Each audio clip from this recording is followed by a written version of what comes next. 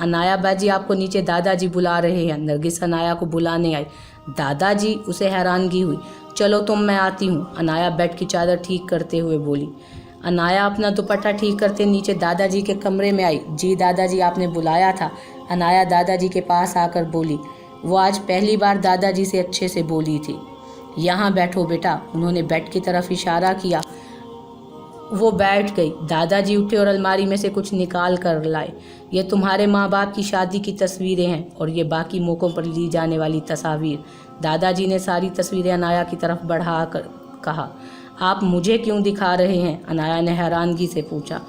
बेटा, आज मैं तुम्हारे उन सब सवालों के जवाब दूंगा, तुम्हें सारी सच्चाई बताऊंगा, दादाजी साफ लहजे में बोले।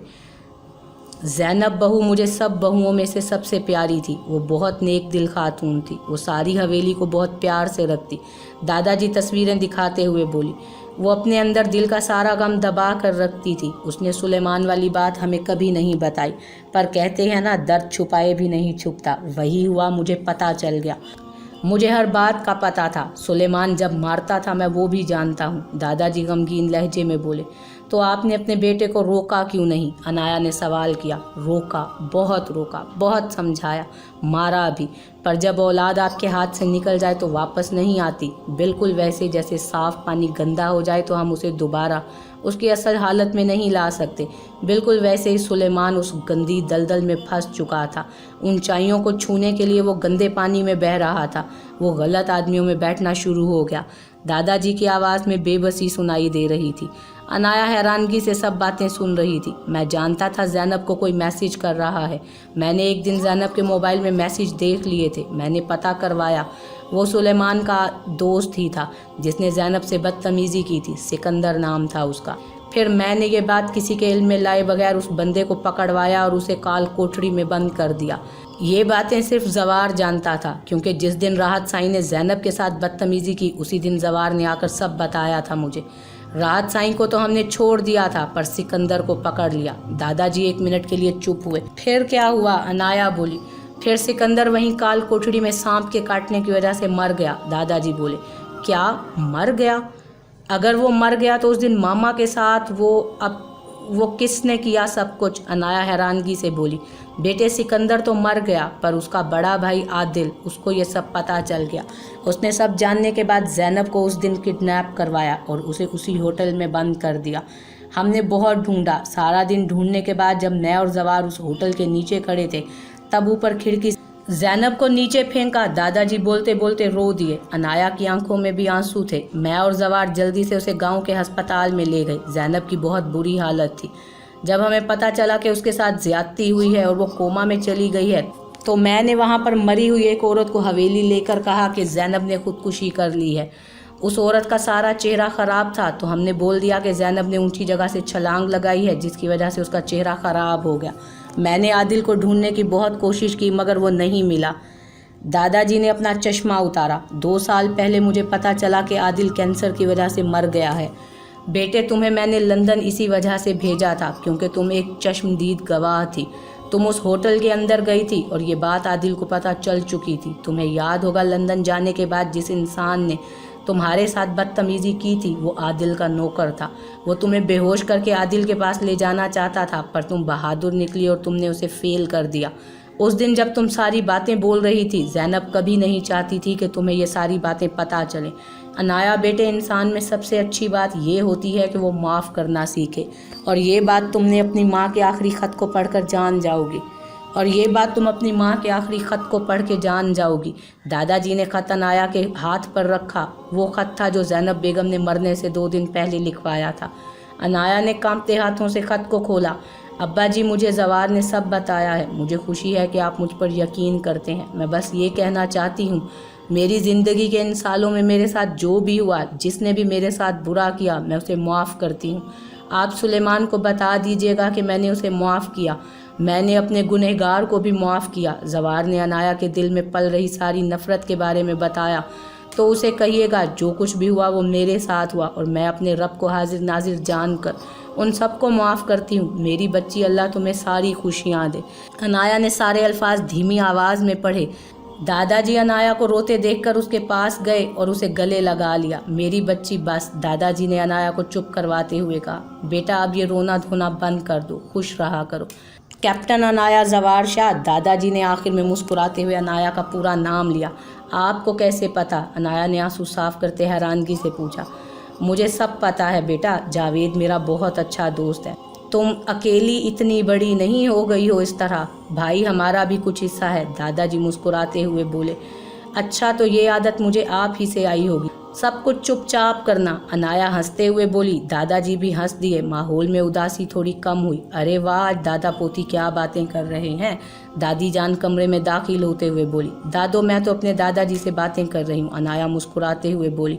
अच्छा हमें भी सुनाओ। दादी जान बेड पर अपनी जगह पर बैठ गई।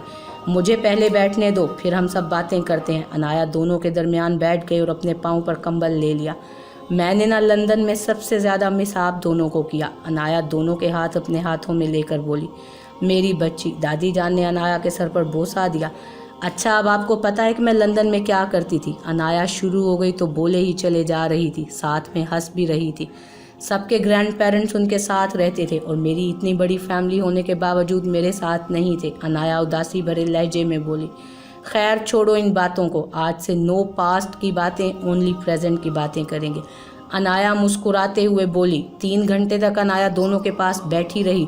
जवार ढूंढता हुआ उनके कमरे में आया। अरे वाह, यहाँ तो महफिल लगी है और वो भी मेरे बगैर, जवार कहता हुआ बेड पर बैठ गया। बरखुदार, आज से हमारा सारा वक्त हमारी पोती का, तुम अपना रास्ता नापो, दादाजी मुस्कुराते हुए बोले। ये फाउल है दादाजी, मैं पार्टी नहीं बदलने दूंगा आपको, आपका फेवरेट बच्चा मैं था और मैं ही रहूँगा। जवार हाथ उठाकर बोला। नो अब कुछ नहीं है, अब से ये दोनों सिर्फ मुझे प्यार करेंगे, आप अपना रास्ता नापिए, अनाया दरमियान में बोली। देखो अनाया कुछ भी कर लो पर मेरे दादा पर डाका मत डालो वरना बहुत बुरा होगा, जवार लड़ाका अंदाज में बोला। अच्छा तो अनाया को धमकी, रुको ज़रा। अनाया ने कुशन लिया और जवार को मारा। जवार ने कैच कर लिया और अनाया रुकी नहीं और उसने एक और मारा। दादाजी देखें, दिन दिहाड़े आपकी प्यारी पोती में और मेरी बीवी मुझ पर जुल्म कर रही है, जवार बेड से नीचे उतरते हुए ड्रामाई अंदाज में बोला। दादाजी और दादी जान हंस रहे थे। अनाया बेड से नीचे आकर एक और कुशन जवार के ऊपर फेंकने लगी। अरे कोई तो बचाओ मेरी जालिम बीवी से मुझे, जवार दुहाइयाँ देते हुए कमरे से बाहर निकला। अनाया कुशन बाहर फेंक कर जवार के पीछे भागी। जवार रुको तुम, अनाया जवार के पीछे भागते हुए बोली। अरे मोटी चलो पकड़ो मुझे, जवार हंसते हुए अनाया को मोटी बोलकर चिढ़ा रहा था। हाँ मोटी, जवार आपने मुझे मोटी कहा, मैं कहाँ से मोटी हूँ, अनाया हैरानगी से बोली। वहीं पर सोफे पर पड़े कुशन जवार पर फेंकने लगी। जवार हंस रहा था। अनाया को चक्कर आया तो जवार जल्दी से उसके करीब आया। क्या तुम ठीक हो? बैठो इधर, जवार ने अनाया को पकड़कर सोफे पर बिठाया। अब बोले मोटी, अनाया ने जवार को मुक्का मारना शुरू किया। ड्रामेबाज, जवार जोर से चिल्लाया। ये क्या तमाशा लगाया हुआ है यहाँ पर? शाजिया बेगम किचन से बाहर निकलते हुए बोली। अनाया तुम बच्ची नहीं हो, चलो किचन में कुछ काम है वो कर लो, उन्होंने काफ़ी गुस्से में कहा तो अनाया चुप करके किचन में चली गई। अनाया किचन से फारिग होकर अपने कमरे की तरफ जा रही थी, तभी उसे आमना के कमरे से रोने की आवाज़ आई। अनाया जल्दी से अंदर दाखिल हुई। अनाया को कमरे में आते देखकर आमना ने फ़ोन बंद कर दिया। क्या हुआ आमना, तुम रो क्यों रही हो? अनाया परेशानी से बोली। कुछ नहीं, बस ऐसे ही। आमना ने मोबाइल को ज़ोर से हाथ में पकड़ लिया। आमना अगर कोई बात है तो मुझे बताओ, मैं वादा करती हूँ मैं हल कर दूँगी मसला। अनाया आमना को लिए बेड पर बैठकर बोली। पहले आप वादा करो भाई को या किसी और को नहीं बताओगी। आमना ने हाथ आगे किया। अच्छा वादा, अब बताओ। अनाया ने आमना के हाथ पर अपना हाथ रख कर कहा। आमना उठी और दरवाज़ा बंद करके आई। भाभी बहुत हफ्तों से कोई मुझे मैसेज कर रहा है, मैं उसको इग्नोर कर रही थी, उसका नंबर ब्लॉक करती थी पर फिर वो मुझे किसी और नंबर से मैसेज करता, मैं अपना फ़ोन बंद कर देती थी। पर अब मेरे फाइनल पेपर्स हैं तो मुझे मोबाइल में से हेल्प लेनी होती है, तो आज मैंने मोबाइल ऑन किया, पहले से ही उसका मैसेज आया हुआ था। जब मैंने जवाब नहीं दिया तो वो धमकाने लगा। ये देखें, आमना ने सारे मैसेजेस उसे दिखाए और उसने ये गंदी तस्वीर भेजी हैं। आमना ने वो तस्वीरें अनाया को दिखाईं। वो तस्वीरें एडिट की हुई थी, पर कोई उसे देखे तो वो उन्हें असली तस्वीर ही समझेगा। अनाया ने खामोशी से वो तस्वीर देखी। कहता है कि अगर मैं कल उससे मिलने ना आई तो वो ये सारी तस्वीर सोशल साइट पर डाल देगा और साथ साथ हवेली में भी भेज देगा।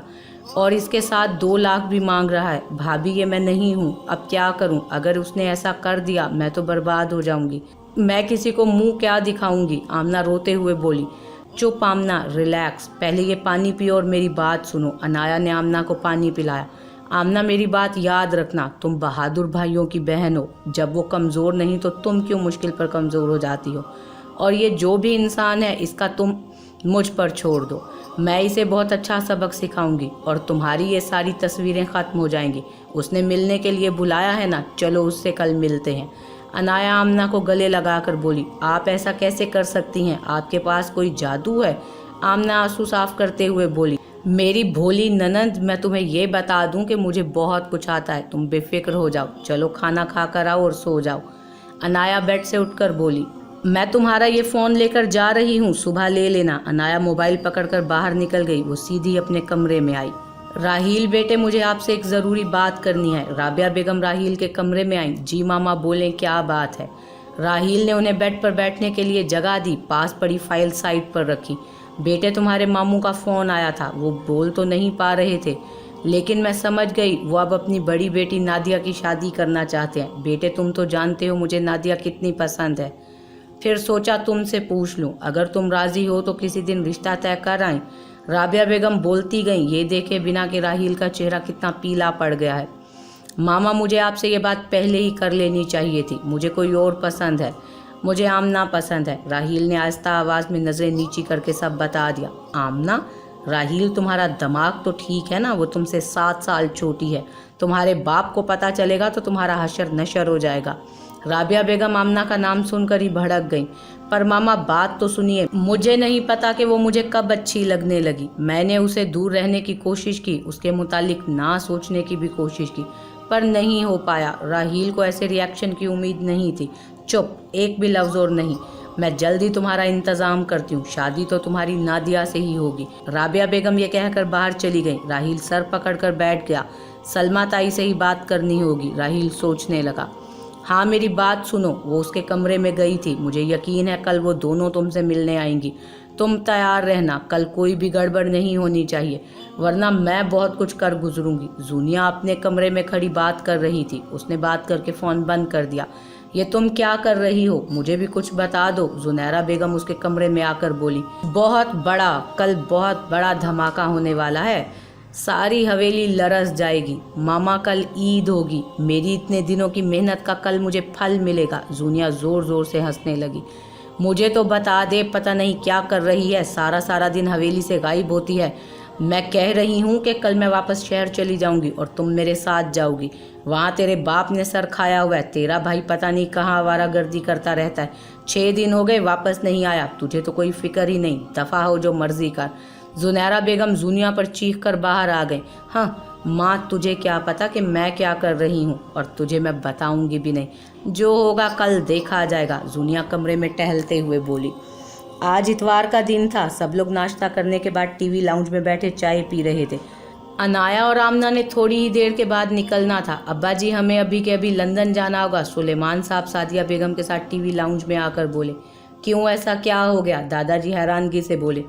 वो अब्बा जी, हसन का एक्सीडेंट हो गया है, उसकी कंडीशन बहुत बुरी है, हमें अभी के अभी जाना होगा। सुलेमान साहब एकदम लड़खड़ाए। जवार ने उन्हें संभाला। अल्लाह रहम करे, तुम परेशान ना हो, जाने की तैयारी करो। दादाजी एकदम खड़े हो गए।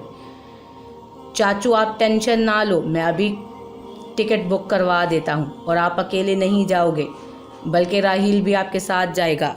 जवार ने सुलेमान साहब को सोफे पर बिठाया और पानी का गिलास दिया। जवार ने जल्दी जल्दी टिकट बुक करवाई और 10 बजे तक सादिया बेगम सुलेमान साहब और राहील के साथ एयरपोर्ट की तरफ रवाना हो गए।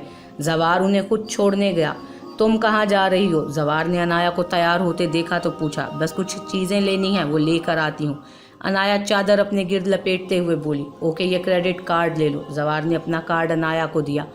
अनाया बैग उठाने लगी तो अचानक उसे चक्कर आ गया। जवार ने उसे संभाला और बेड पर बिठाया। तुम ठीक से खाना नहीं खाती, इसीलिए हर वक्त चक्कर आते हैं। पानी पियो और आराम करो, अब कहीं नहीं जाओगी, कल चली जाना। जवार उसे डांटता हुआ बोला। मैं ठीक हूँ जवार, बस मामूली सा चक्कर आ गया। अनाया पानी पीते हुए बोली। अनाया, चुप, अब कुछ नहीं, तुम आराम करो, मैं एक ज़रूरी काम देख कर आता हूँ। जवार मोबाइल पर किसी को कॉल मिलाता बाहर निकल गया। जूनिया एक तरफ छुप गई। वो कब से दरवाजे के पास खड़ी उनकी बातें सुन रही थी। आमना नीचे चलो, मैं आती हूँ। अनाया ने आमना के नंबर पर मैसेज किया और खुद उठकर एक बैग और अपना पर्स पकड़े नीचे चली गई। किसी को बिना बताए वो दोनों गाड़ी में बैठ गई। अनाया गाड़ी चलाते हुए शहर के रास्ते पर चली गई। जूनिया ने भी अपनी गाड़ी पीछे लगा दी। अली मेरे दोस्त, मेरे भाई, शुक्र है तू सही सलामत आ गया। जवार अली से उसी खंडरनुमा जगह पर मिल रहा था। जब तुम्हारे जैसा दोस्त मेरे साथ हो तो मुझे किसी से डरने की ज़रूरत नहीं। अली जवार के गले लगा। चलो अब सब बताओ, वहाँ क्या चल रहा है। जवार पास पड़ी कुर्सी घसीट कर उस पर बैठ गया। जवार, जिस दिन हमारे प्लान के मुताबिक जलाल ने मुझे किडनैप किया था, उस दिन से लेकर कल रात तक मैं एक ही छोटे से कमरे में बंद था। ये जो तुमने मुझे घड़ी दी थी, इसके ज़रिए मैंने वॉइस रिकॉर्डिंग डिवाइस जलाल के कमरे में पहुंचाई। वहाँ की सारी बातें मैं सुन पा रहा था। मैंने ब्लूटूथ से उसे कांटेक्ट किया हुआ था। जब भी कोई अंदर कमरे में आता मैं वो डिवाइस छुपा लेता। तुम्हें कुछ अहम मिला? जलाल का कोई अगला कदम पता चला? जवार सब सुनकर बोला, हाँ बहुत कुछ पता चला। वो आज रात तक समंदर के रास्ते से जहाज़ में नीचे वाले तहखाने में लड़कियां लेकर दुबई जाने वाला है। लड़कियों के ज़रिए वो ड्रग्स लेकर जाने वाला है। अली बताने के साथ साथ रिकॉर्डिंग सुना रहा था। जवार, एक अहम बात यह है कि अनाया भाभी की ज़िंदगी खतरे में है। पता नहीं वो किससे बात कर रहा था। कोई लड़की उससे मिलने कमरे में आई थी। मुझे आवाज़ तो नहीं पहचानी गई, सुनी सुनी लग रही थी। वो भाभी का नाम ले रही थी। बात गोल मोल सी थी, समझ नहीं आ रहा था। अली कंफ्यूज लहजे में बोला, तुम्हारे पास उसकी रिकॉर्डिंग है? जवार ने सारी बात सुनकर बस इतना पूछा। वो बहुत जब्त किए हुए बैठा था। हाँ है ना ये वाली। अली ने लैपटॉप पर कुछ बटन प्रेस करके वो रिकॉर्डिंग निकाली। जूनिया, ये तो जूनिया की आवाज़ है। जवार ने पूरी रिकॉर्डिंग सुनी और वो उस लड़की की आवाज़ पहचान गया। जवार ने जल्दी से अनाया के नंबर पर कॉल की, पर उसका नंबर बंद जा रहा था। ये लड़की भी ना पता नहीं क्यों फ़ोन को बंद रखती है। जवार गुस्से से बोला, अली मुझे उसी दिन हमारे ग्रुप में से एक गद्दार का पता चल गया। हामिद गद्दार है, उसे मैंने कल सर के पास भेजा था। तुम जानते हो गद्दारों के साथ क्या होता है? वही हुआ है उसके साथ। अगर आज जलाल का प्लान भागने का है तो वो ज़रूर ऐसी हरकत करेगा जिस कुछ ना कुछ क्लू तो मिल जाए और हम उसे पकड़ लेंगे। आज या तो वो पकड़ा जाएगा या मारा जाएगा। जवार कुछ सोचते हुए बोला, तुम ऐसा करो, बाकी की टीम को लेकर उसी जहाज़ के आसपास रहो। हमारे पास एक ही रास्ता है, वहाँ पर जलाल के बंदों को मारकर सारी लड़कियों को बचाया जाए। तुम वहाँ पर संभालो, मैं जलाल पे नज़र रखता हूँ। जवार ने प्लान बनाया। ठीक है फिर मैं निकलता हूँ। चल दोस्त, अगर बच गया तो दोबारा मिलूंगा। अली जवार से गले मिलकर चला गया। जवार अपनी जीप की तरफ भागा। अनाया आमना के साथ उस आदमी के भेजे गए पते पर आ गई। एक कॉफ़ी शॉप में खाली जगह पर वो दोनों बैठ गईं। थोड़ी देर इंतज़ार करने के बाद एक लड़का उनके सामने आकर बैठा। वाह शुक्र है मेरी जाने मन, तुम मिलने आ गई। उसने आमना की तरफ देखकर खबासत से कहा, अपना मुंह बंद रखो, खबरदार अगर आमना पर गंदी नज़र डाली। अनाया ने उंगली उठाकर वार्निंग दी। तो ठीक है, तुम पर डाल देता हूँ, क्या ख्याल है? उसके चेहरे पर तपा देने वाली मुस्कुराहट थी। हमारे पास तुम्हारी बकवास सुनने का टाइम नहीं। तुमने पैसे मांगे थे, ये लो। अनाया ने 2 लाख निकालकर टेबल पर रखे। बहुत शुक्रिया। उस आदमी ने अपने हाथ से पैसे पकड़े। अब जल्दी से वो तस्वीर डिलीट कर दो वरना बहुत बुरा होगा। अनाया गुस्से से बोली। पास आमना डरी हुई बैठी थी तो वही दूसरे टेबल पर जूनिया अपना मुंह छुपाकर बैठी हुई थी। मैडम, मैं वो तस्वीरें तो डिलीट नहीं करूँगा। अब मुझे और पैसे चाहिए वरना एक रात में वो अपलोड कर दूंगा। उसने जानबूझकर अनाया का हाथ पकड़ा और अनाया ने ठा करके उसके मुंह पे थप्पड़ मारा। अगर अपनी माँ का बच्चा है तो अपलोड कर और हवेली में भी बेच, फिर देख मैं क्या करती हूँ। अनाया गुस्से से कहती हुई कुर्सी से उठ गई। सभी लोग उनकी तरफ मुतवज्जो हो गए। आमना रोते हुए अनाया को देखने लगी। तेरी हिम्मत कैसे हुई मुझ पर हाथ उठाने की? वो भी गुस्से में खड़ा हो गया। मुझ में कितनी हिम्मत है ये तो अभी तू जानता नहीं।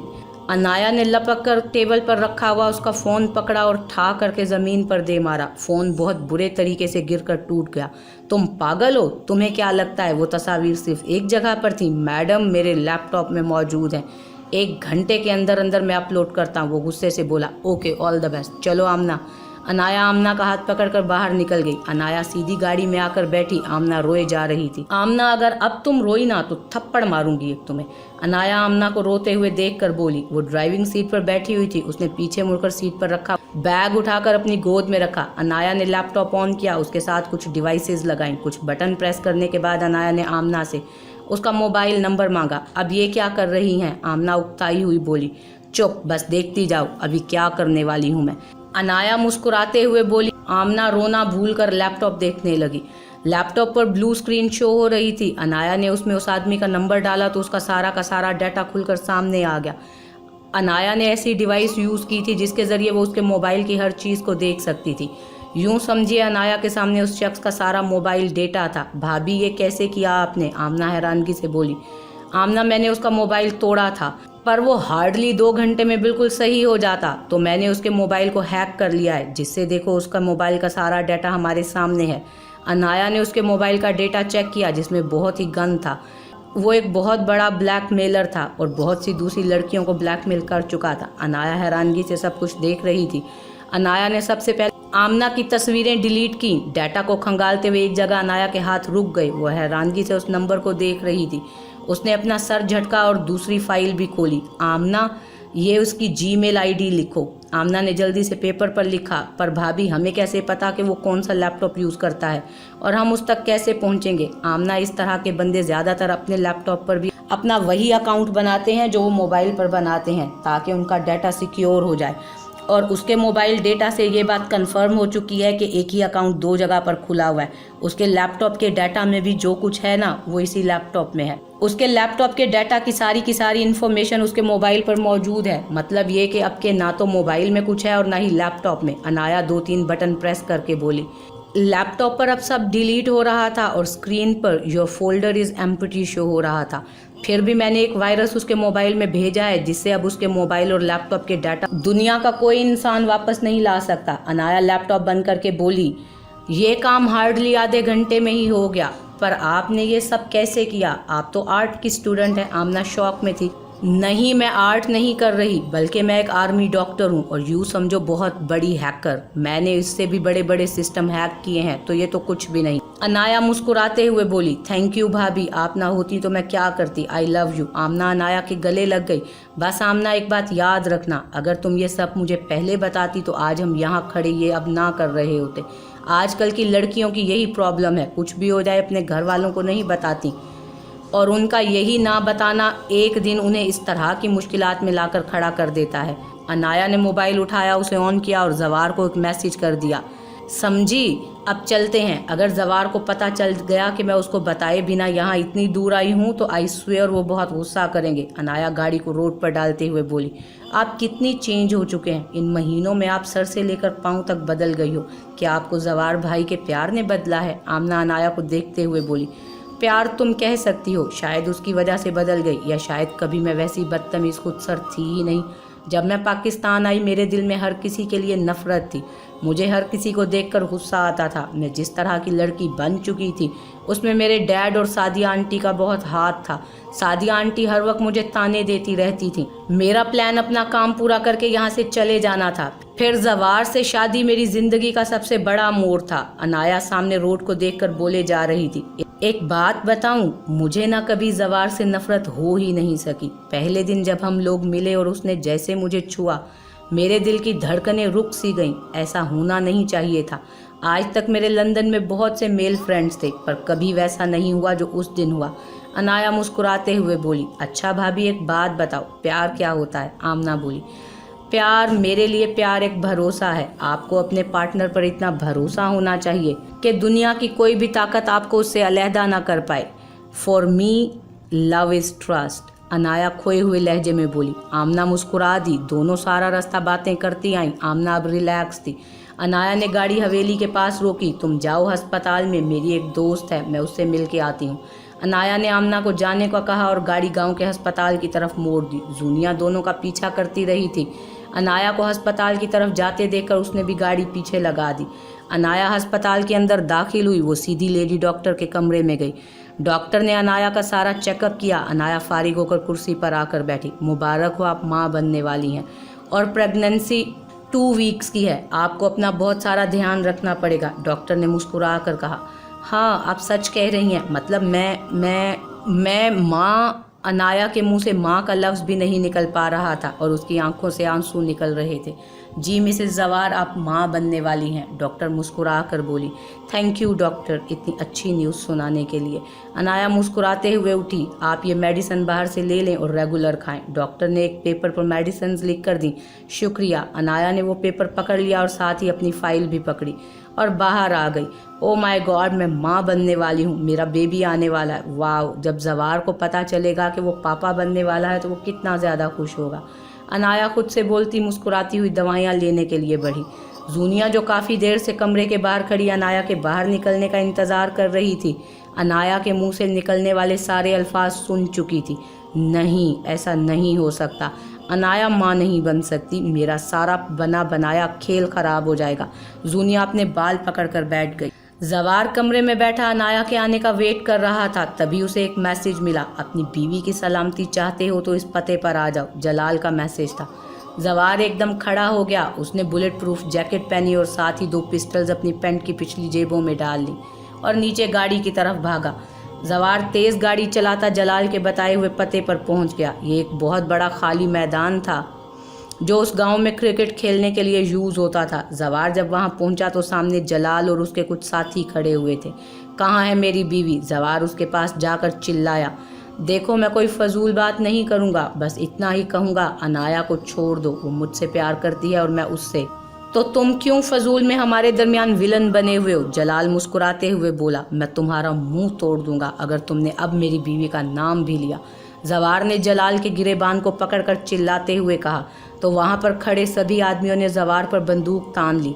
अरे कोई बात नहीं, जब खुद की बीवी बदकिरदार निकले तो ऐसा हो ही जाता है, पर कोई नहीं, मैं सबूत दिखाता हूँ, तब मान लेना। जलाल अपना कॉलर छुड़वाते हुए बोला। जलाल का एक आदमी लैपटॉप पर एक एनवेलप लेकर आया। जवार हैरानगी से सब कुछ देख रहा था। जलाल ने एनवेलप जवार को दिया। जवार ने एनवेलप खोला, उसमें कुछ तस्वीर थी। एक तस्वीर में ऐसा दिखाया गया कि अनाया एक टेबल पर बैठी हुई है और जलाल सामने बैठा और अनाया के हाथ पर हाथ रखा हुआ है। दूसरी में ऐसा था कि जलाल और अनाया डांस कर रहे हैं। तीसरी में वो दोनों बहुत करीब थे। इसी तरह की बहुत सी तस्वीर बनी हुई थी। जवार ने सारी तस्वीर देखी और उन्हें ज़मीन पर फेंक दिया। मैं नहीं मानता, जवार गुस्से से बोला। ठीक है, मत मानो, एक दफ़ा ये तो देखो, जलाल हंसते हुए बोला और एक वीडियो प्ले की। जलाल, तुम फिक्र मत करो, मैं बस अब उस कमीने से जान छुड़वाने वाली हूँ, फिर हम दोनों दुबई शिफ्ट हो जाएंगे। आई लव यू यार। वीडियो 1 मिनट की थी और वीडियो में अनाया उसी टेबल पर बैठी बोल रही थी। सामने रखी कुर्सी पर जलाल बैठा था। जलाल के चेहरे पर तंजिया मुस्कुराहट थी। फिर एक ऑडियो मैसेज प्ले हुआ। वो लोग आज तुम्हारे घर पर रेड डालने वाले हैं, तुम संभाल लेना। एक और ऑडियो मैसेज प्ले हुआ। I miss you baby. बस बंद करो इसे, और नहीं सुनना चाहता। जवार का गुस्से से बुरा हाल था, वो गुस्से से चिल्लाया तो जलाल मुस्कुरा दिया।